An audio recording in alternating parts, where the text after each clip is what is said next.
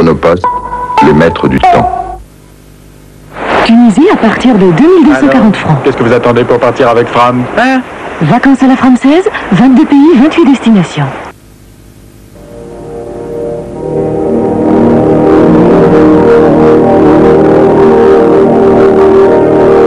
Vous entrez dans la 4e dimension.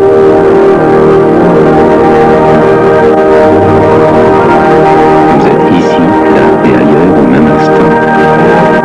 Dans la même seconde, présent partout dans le monde. Vous vivez tout l'espace en même temps. Pour vous, les hommes et les femmes de France Télécom transmettent la parole, les écrits, les données et l'image. France Télécom, un avenir d'avance. Des coups de frais! Des coups de frais! Voilà, j'arrive. Vitamine C 1000 midi pour tout le monde. Vitamine C 1000 midi, un coup de fouet dans un sachet. Quand j'ai eu 30 ans, ça ne m'a vraiment rien fait. Quand mon mari m'appelle Mamos, ça ne me fait rien non plus. Même lorsque mon coiffeur m'a fait la tête d'un lévrier afghan, ça ne m'a rien fait. Et la moutarde de maille, quand il n'y en a plus, c'est vraiment trop dur. Maille, la moutarde qui fait pleurer quand il n'y en a plus. Ben oui, je sais, ma biche. Il est 9h du matin, je mange du bâton de berger. Voilà. Mais vous comprenez, ma biche, il n'y a pas d'heure pour en manger un petit bout. Eh oui, il n'y a pas d'heure pour en manger du bâton de berger. De juste à qui? Bridou. Viens.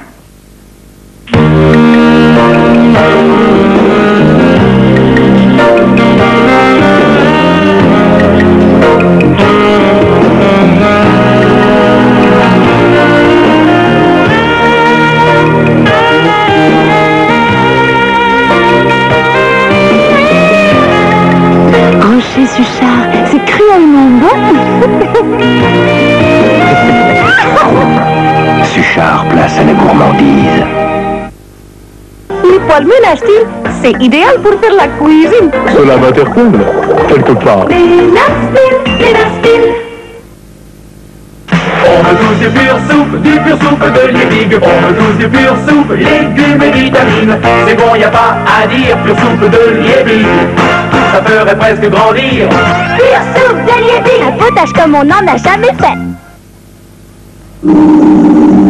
C'est la guerre économique. Chaque jour, dans plus de 50 pays, les hommes Alstom se battent pour gagner des contrats.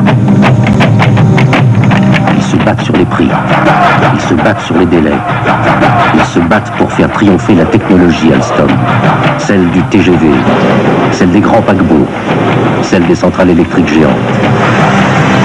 Alstom, des victoires françaises, partout dans le monde.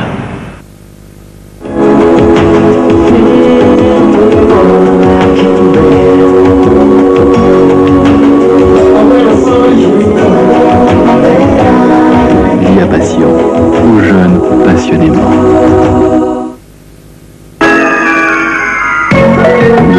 Plein soleil sur les sandwichs.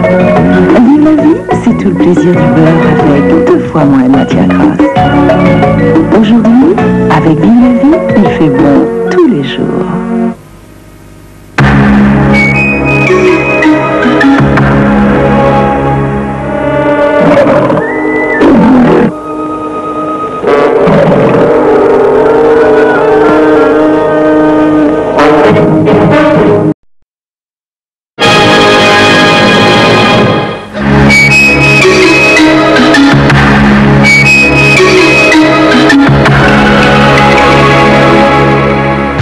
Garantie or. Et voici nos derniers modèles garantie or.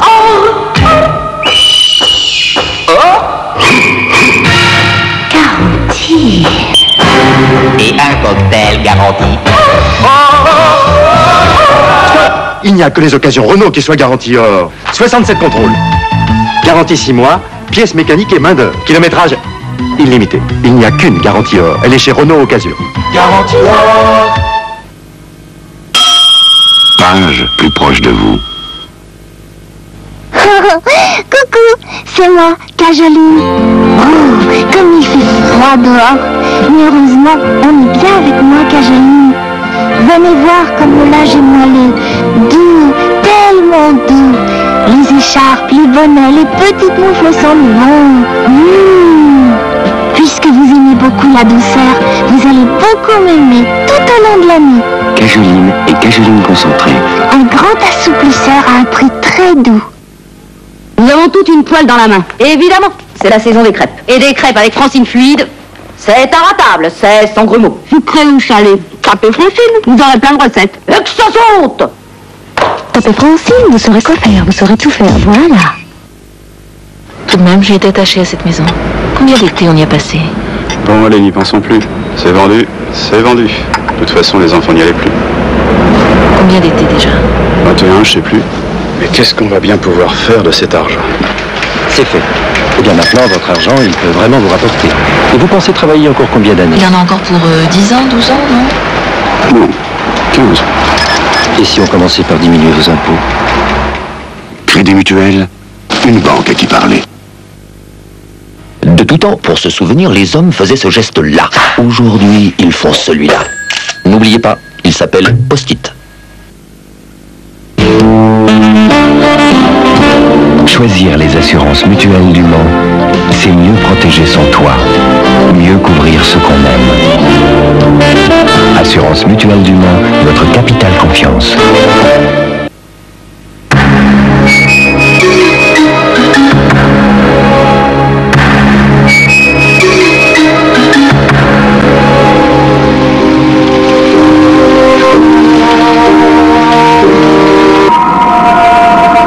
Ils sont immortels, mais condamnés à un régime strict. Du sang frais. Les prédateurs. Soirée fantastique avec Catherine Deneuve, David Bowie et Suzanne Sarandon. Les prédateurs, jeudi 20h30 sur la 3.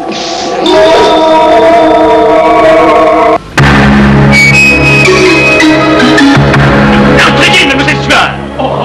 Et je n'entends pas que le ministre l'ait quitté. Cet homme-là est un monstre. Un monstre. Charles Boyer est prêt à tout pour clamer qu'il n'a ni Dieu ni maître. Le Bonheur, un film de Marcel L'Herbier avec Gaby Morlet et Michel Simon au cinéma de minuit, dimanche 22h30 sur la 3.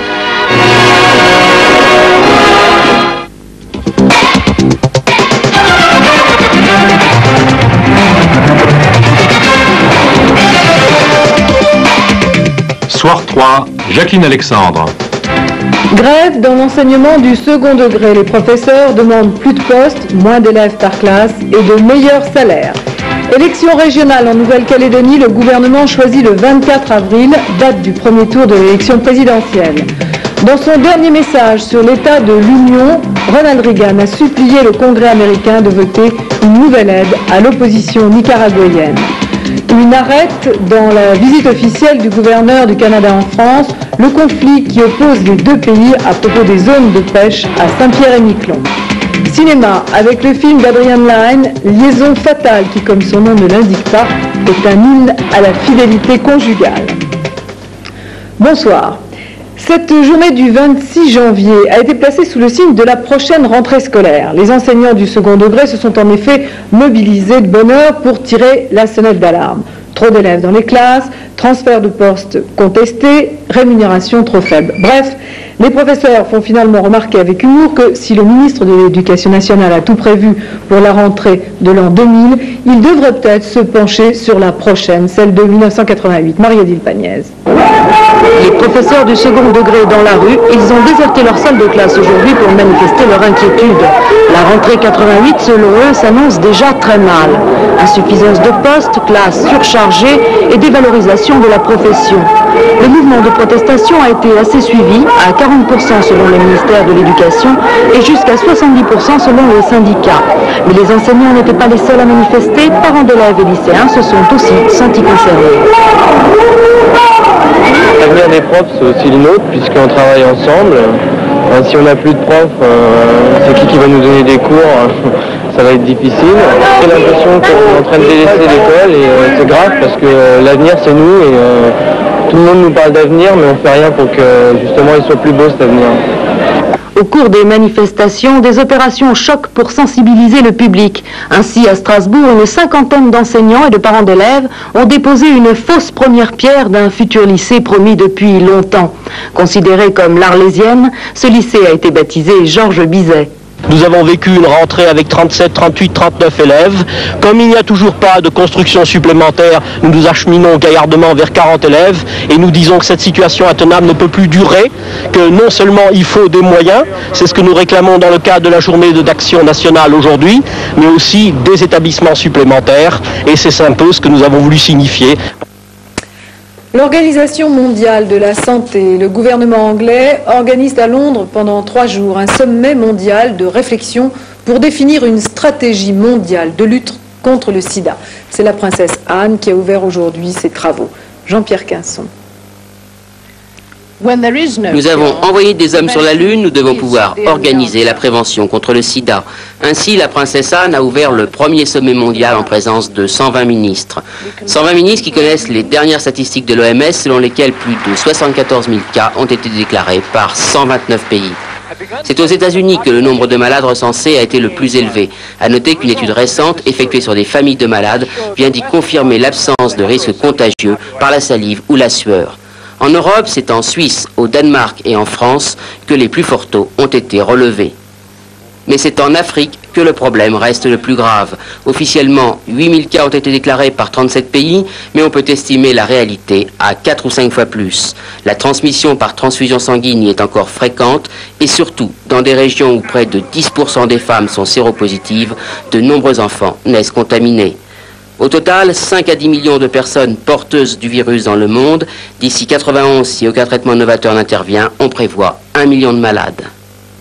Le gouvernement a décidé aujourd'hui d'organiser les élections régionales en Nouvelle-Calédonie le jour du premier tour des présidentielles le 24 avril.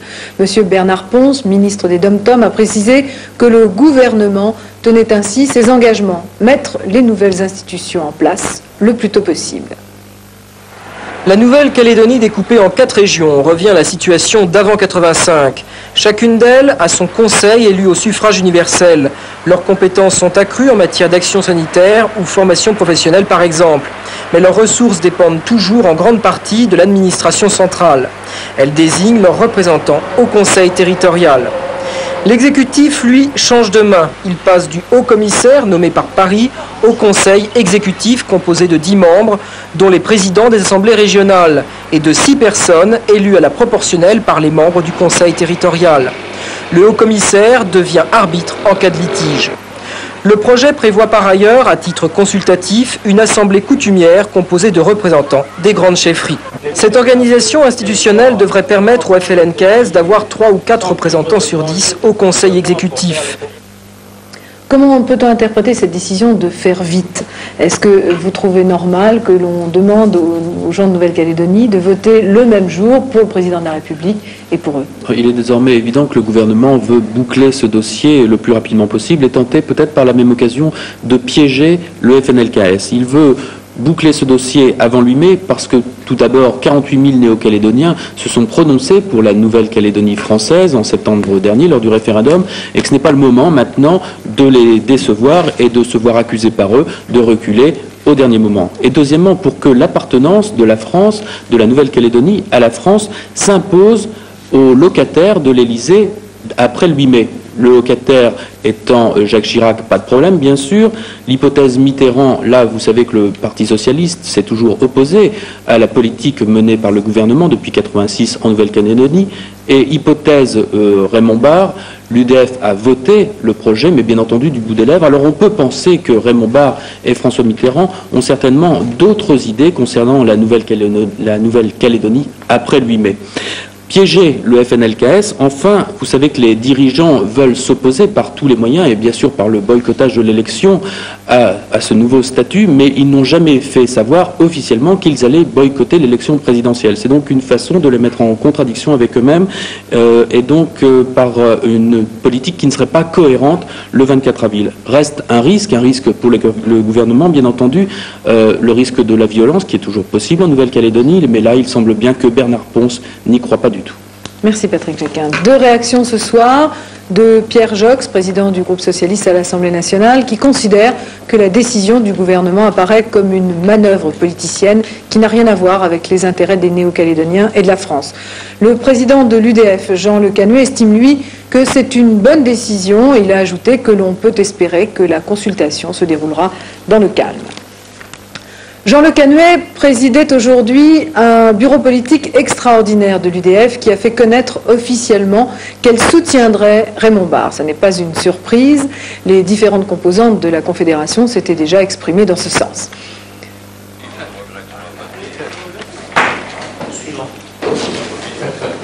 Le suivant. Cet après-midi, Jean Le Canuet, entouré des différents leaders de l'UDF, a affirmé la détermination de son parti à mobiliser ses forces pour la campagne de Raymond Barre tout en maintenant l'esprit d'union de la majorité.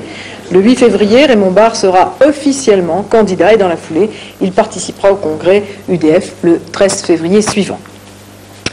Au cours de son dernier message hier, le président Reagan a annoncé qu'il allait continuer à se battre pour faire voter par le Congrès une nouvelle aide à la Contra, l'opposition nicaraguayenne qui lutte contre le gouvernement en place. Cette semaine sera décisive pour le plan de paix en Amérique centrale. Jeudi, au Costa Rica, le gouvernement sandiniste ouvrira un dialogue direct avec la Contra. C'est ce moment que le président Ortega a choisi pour entamer une tournée européenne qu'il conduira en Espagne et en Italie. Francine Raymond. Daniel Ortega ne s'est pas fait prier pour accepter l'invitation du gouvernement espagnol. Le Nicaragua a besoin du soutien de Madrid et pendant 2 jours, le président nicaraguayen va essayer de convaincre les autorités espagnoles de sa bonne volonté dans le processus de paix engagé en Amérique centrale. L'Espagne est un pays écouté au sein de la communauté européenne, influent en Amérique du Sud, en même temps que membre de l'internationale socialiste. Ce n'est pas un hasard si Daniel Ortega recherche des appuis en Europe, alors que depuis quelques mois, Moscou aurait tendance à prendre ses distances avec le régime sandiniste. De plus, le Nicaragua, accusé par ses partenaires de faire capoter le plan Arias depuis 2 jours, possède un argument de poids pour convaincre de ses bonnes intentions. Ce week-end, l'armée sandiniste abattait un avion qui venait de ravitailler en armes et nourriture un groupe de rebelles près de la frontière du Costa Rica. La preuve que les pays voisins du Nicaragua continuent de fournir un appui logistique aux rebelles antisandinistes. Cependant, Ronald Reagan, lui, reste déterminé à maintenir la pression sur le régime de Managua, quels que soient les progrès du plan Arias. Il l'a démontré hier encore en prononçant son discours sur l'état de l'Union. Demain, le président des États-Unis demandera au Congrès de voter une nouvelle aide à la Contra nicaraguayenne. Le Congrès, à majorité démocrate, devrait ne lui accorder qu'une aide de principe. On parle de 50 millions de dollars, dont 10% seulement pour les dépenses militaires. L'aide militaire américaine pourrait même être gelée sur un compte et débloquée seulement si les sandinistes ne tenaient pas leurs promesses de démocratisation. Surprise aujourd'hui aux États-Unis, Dan Rather, l'un des plus grands présentateurs des journaux télévisés américains, a attaqué bille en tête le candidat républicain le mieux placé dans la course à la présidence, George Bush. Une interview coup de poing américain. Philippe Pister. Clearly some unanswered questions remain. Are you willing to go to a news conference before the Iowa caucuses, answer questions from all conferences since March? I gather that the answer is no. Thank you very much for being with us, Mr. Vice. L'image arrêtée d'un visage qui se fige, celui de George Bush. Dan Rather, le présentateur vedette de CBS, vient de clore brutalement l'interview. Résumé des derniers échanges? Visiblement, il demeure des questions sans réponse. Alors, monsieur le vice-président, êtes-vous prêt à répondre dans une conférence de presse à des questions concernant les ventes d'armes à l'Iran? Je n'ai pas cessé de le faire depuis mars. Alors, je suppose que la réponse est non. Merci, monsieur le vice-président. La conclusion de 8 minutes d'un dialogue de sourds pendant lequel le vice-président américain et candidat à l'investiture républicaine pour les présidentielles a obstinément refusé de répondre directement aux questions concernant son implication dans le scandale de l'Iron Gate. Sur le même thème, une pierre de plus dans le jardin de George Bush, et ce alors que la course à la Maison-Blanche entre dès demain dans la phase cruciale des élections primaires. Principal adversaire de George Bush au sein du Parti républicain, le sénateur Robert Dole. Alors du duel George Bush-Dan Rather hier soir, lequel est sorti vainqueur aux yeux des téléspectateurs? Pour la réponse, rendez-vous le 8 février au soir dans l'État de l'Iowa pour le premier test important de cette campagne. Le procureur général de Colombie, enlevé hier matin, a été retrouvé mort cette nuit. Son enlèvement et son meurtre ont été revendiqués par ceux que l'on appelle les extradables, ces puissants trafiquants de drogue qui s'opposent aux accords d'extradition entre la Colombie et les États-Unis. Émilie Rafoul. Criblé de balles, les yeux bandés, menottes au poignet, le corps de Carlos Moro Hoyos a été retrouvé dans une ferme tout près du lieu de son enlèvement. Revendication sans surprise ce matin, les extradables du cartel de Medellín ont fait savoir que c'est la guerre et qu'elle va continuer. Nous avons assassiné le procureur Hoyos pour crime de trahison de la patrie. Éternel bras de fer entre la plus puissante organisation du trafic de drogue du monde et le pouvoir colombien. Le cartel de Medellín veut continuer production et exportation de sa cocaïne vers les États-Unis. Les autorités colombiennes hésitent entre le laisser-faire et l'extradition des trafiquants, comme le réclament les Américains. Déjà, l'alerte avait été donnée il y a quelques semaines. Luis Ochoa, l'un des responsables du trafic de drogue, avait été arrêté, puis relâché malgré la pression américaine. Cette libération avait provoqué un tollé général en Colombie. En tête, le procureur Hoyos, exécuté aujourd'hui. Menaces, pression, assassinat, face à cela, le président colombien affirme sa détermination à combattre le crime et la corruption, probablement un vœu pieux quand on connaît la puissance des trafiquants de drogue. Malade et pitoyable, le beau Serge est-il aussi épuisé qu'il semble l'être ou est-ce encore une simulation, comme un expert médical l'a laissé entendre aujourd'hui? Toujours est-il qu'il semblait avoir un peu repris le dessus aujourd'hui. Christian David, je vous le rappelle, c'est son vrai nom, répond devant les assises de Paris du meurtre d'un commissaire de police. Le compte-rendu de la deuxième journée d'audience, qui a été d'ailleurs très mouvementée par Jacques Bell. Il y a parfois des renversements inattendus dans un procès d'assises. Christian David, presque moribond hier dans son box d'accusé, a retrouvé aujourd'hui toutes ses facultés. L'oreille fine, la voix forte, on a pu le voir s'agitant dans son box, réfutant le témoignage d'une ancienne compagne qui affirmait qu'il était bien à Paris un certain 2 février 66, le jour du meurtre du commissaire Galibert. Du coup, on imaginait le procès lancé. Le beau Serge, malgré son apparence physique, avait encore des ressources pour se battre. Un incident de séance entre l'un des avocats de la défense, maître Jurami, et un expert médical cité à la barre allait faire déraper cette deuxième journée de suspension d'audience en suspension d'audience. Le président Collomb devra user de toute son autorité pour remettre sur rail demain un procès qui s'enlise dans la procédure. En attendant, on retiendra de cette journée la métamorphose de l'accusé. Derrière la longue barbe et l'homme fatigué, celui que l'on appelait le beau Serge a retrouvé la parole, mais de là à faire des révélations, c'est une autre histoire.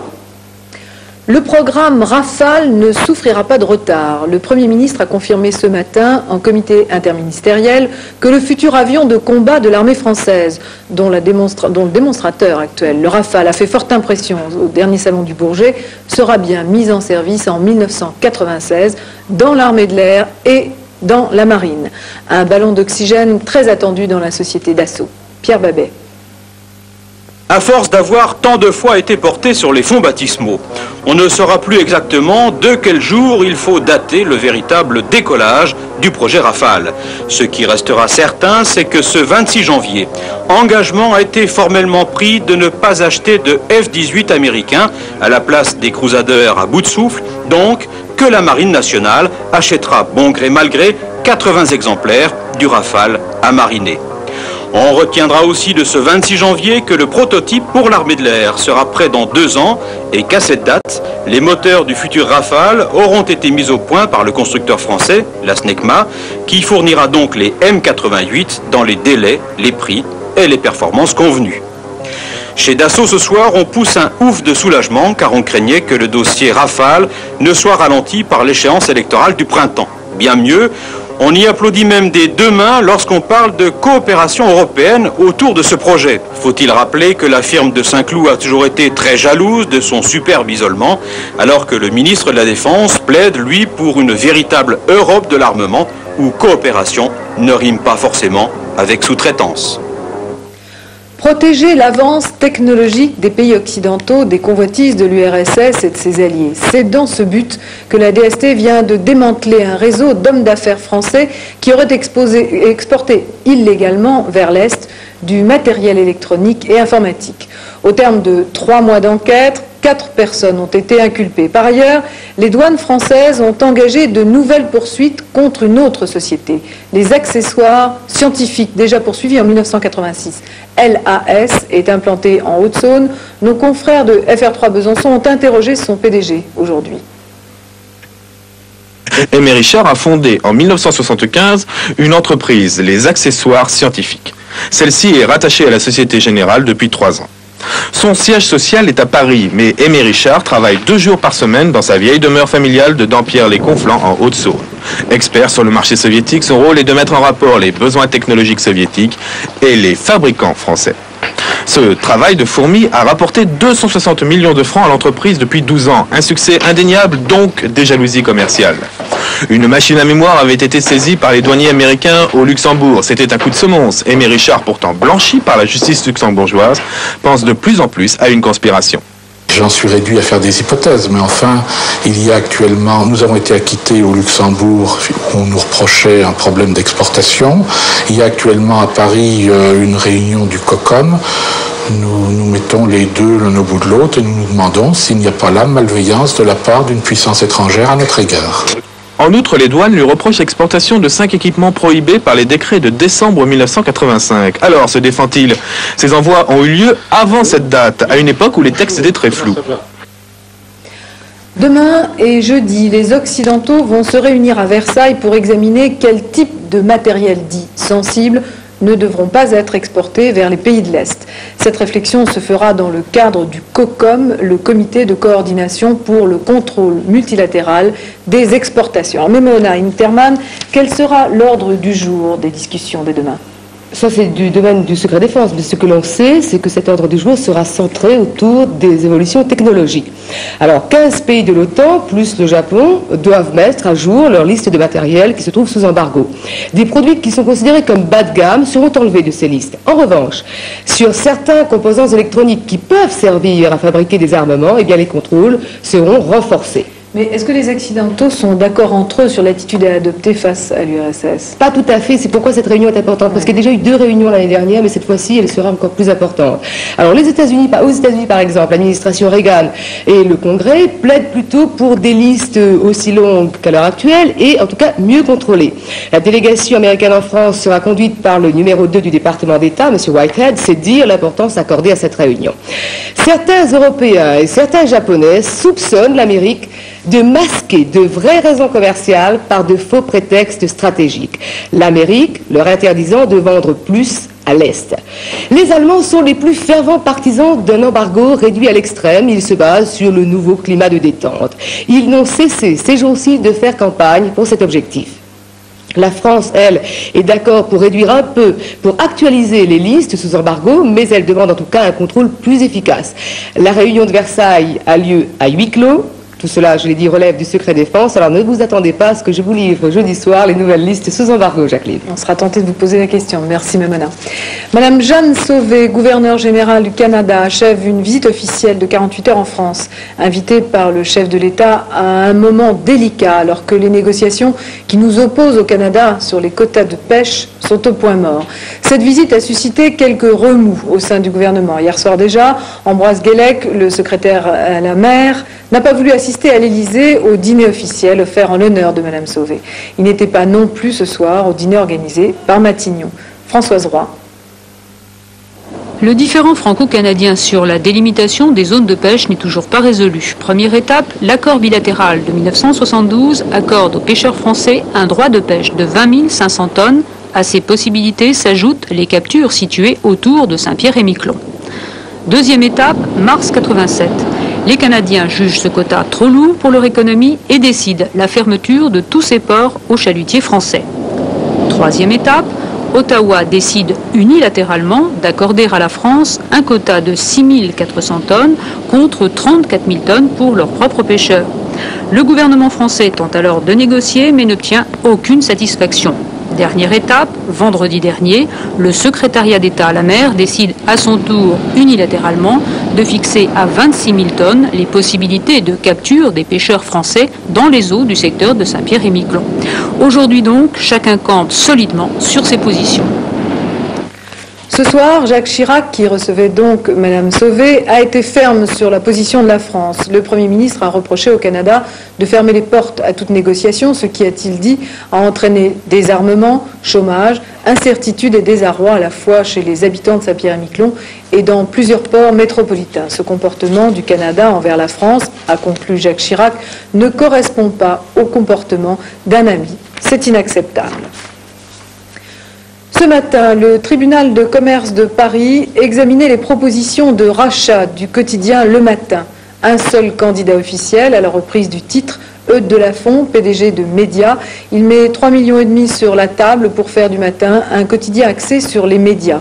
Il ne garderait que le quart du personnel. Une proposition qualifiée de légère par la direction du Matin. Le tribunal donnera sa réponse jeudi. Parution d'un nouveau confrère, Bicentenaire 89, le support officiel de la mission du bicentenaire de la Révolution française et de la Déclaration des droits de l'homme et du citoyen. Cette revue paraîtra tous les 2 mois jusqu'à décembre 1989. Les 12 numéros seront vendus uniquement sur abonnement, 450 francs pour la collection complète. Si vous en voulez un, il faut les acheter tous. Sortie demain sur nos écrans d'un film anglais que je recommande tout particulièrement aux femmes, plus précisément à celles qui voudraient décourager un conjoint en mal de fantaisie de s'engager dans une liaison extra-conjugale. Liaison fatale du cinéaste anglais Adrian Lyne l'en dissuaderait à coup sûr. Un film plutôt angoissant, vous l'avez compris, avec 2 rôles en or pour la ravissante Glenn Close et le séduisant Michael Douglas. Dan, if you'd agreed to see me, I wouldn't have called you. You get it? All right, it's over. There is nothing between us. You mean you've had your fun, now you just want a quiet life? Why are you doing this? Doing what? You need help. Just gonna tell you what I need. You need to shrink. Why are you so hostile? I'm not your enemy. Yeah, then why are you trying to hurt me? I'm not trying to hurt you, Dan. I love you. You what? I love you. You don't even know me. Oh, how can you say that? Alex, we spent a weekend together, that's all. You spent that second night. You must like me a little. Because I was concerned about you. Jesus Christ, why do you read so much and everything? I mean, can't you understand? I have a whole relationship with someone else. I am very happy. Whole means complete. If your life's so damn complete, what were you doing with me? Is this what you want to talk about, our imaginary love affair? I'm pregnant.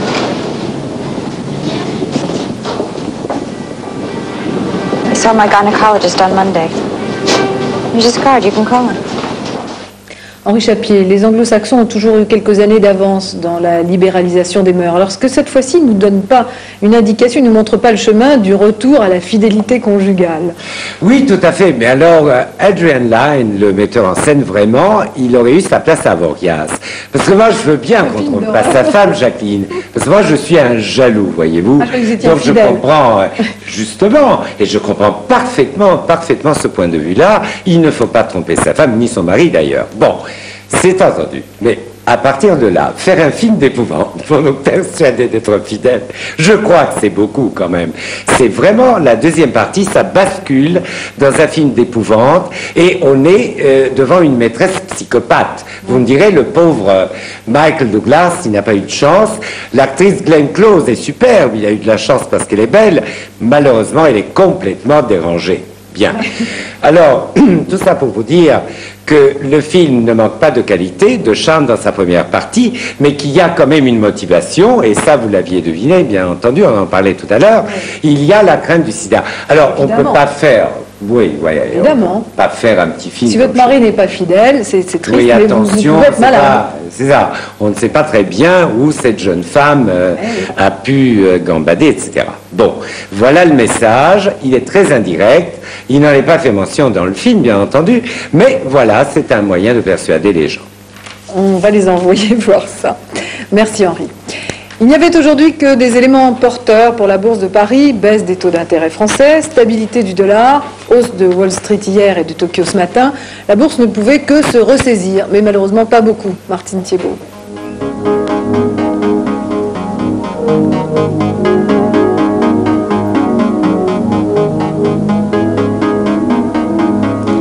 En effet, la reprise du matin, 1% n'a pas tenu. On a terminé la journée sur un modeste gain d'1,5%. Timide amélioration donc. Les achats l'ont tout de même emporté. Mill de Sassigne a pris 12%. SCOA, qui avait chuté de façon spectaculaire ces derniers jours, reprend 11,4% sur des rumeurs d'OPA. Penwet, plus 7,3%. Et derrière, Valourec, Doc de France, Penaroya, Sogera, SGE gagnaient plus de 6%. Les valeurs étrangères se sont envolées, américaines et japonaises en tête. Les replis étaient modérés, à part Comptoir des entrepreneurs qui a cédé 6,5%. Avec la bonne tenue du dollar, l'or est revenu en arrière, au plus bas depuis 2 mois.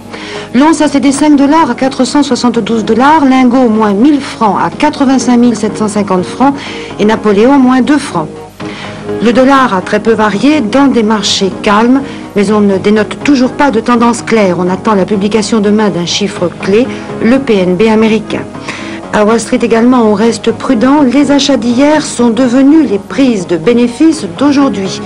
Séance calme, mais qui se termine sur une baisse non négligeable de 26 points du Dow Jones.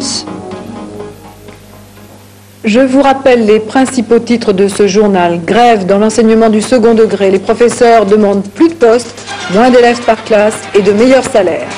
Élection régionale en Nouvelle-Calédonie, le gouvernement choisit le 24 avril, date du premier tour de l'élection présidentielle.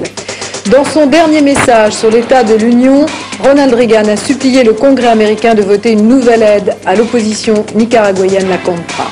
Une arrête dans la visite officielle du gouverneur du Canada en France, le conflit qui oppose les deux pays à propos des zones de pêche à Saint-Pierre-et-Miquelon. Très rapidement, je vous donne rendez-vous demain soir à 22h40, mais avant de vous quitter, j'aimerais vous préciser que juste après la météo de Florence Klein, FR3 diffusera le magazine de notre confrère Pierre Babé, Destination Ormuz, qui est préparé et prévu par le CIRPA et FR3. Bonne fin de soirée sur FR3, à demain.